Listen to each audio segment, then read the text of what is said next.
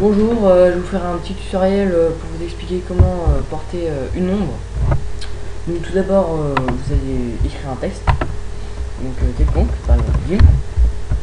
Donc vous le replacez, vous choisissez sa taille, etc. Ensuite, il faut savoir que pour porter une ombre, il faut surtout pas que votre texte soit noir.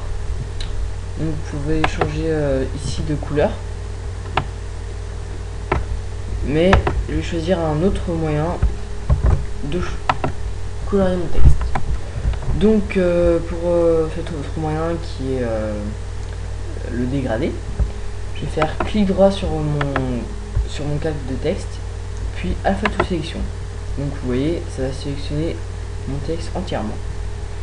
Ensuite, je vais choisir les deux couleurs du dégradé que je vais utiliser. Donc en l'occurrence ici noir et rouge.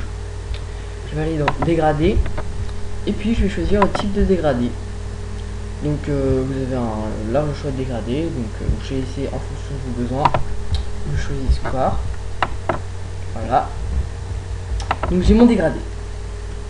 Alors à partir de là, donc il faut que votre texte soit sélectionné. À partir de là, vous faites CTRL C, puis vous collez ce texte sur le calque d'en dessous. Voilà, donc là on ne le voit pas, c'est tout à fait normal, puisqu'il est superposé au premier texte. Donc on va le décaler, et là on voit clairement les deux textes qui se séparent. Donc vous le décalez en fonction de la position où vous voulez placer votre ombre. Donc lorsque c'est bon, vous n'allez pas larguer l'encre tout de suite.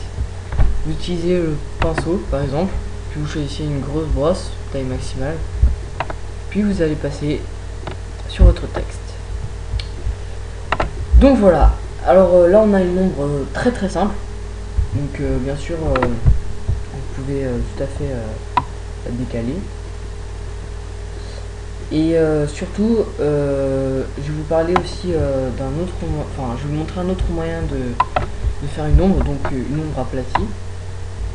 Donc en longueur,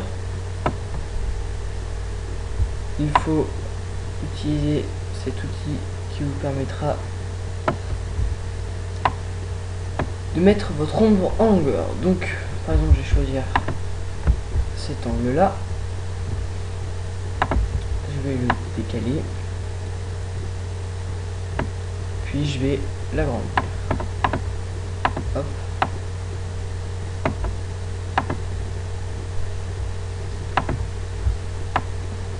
Et voilà, donc c'est une seconde manière de porter une ombre.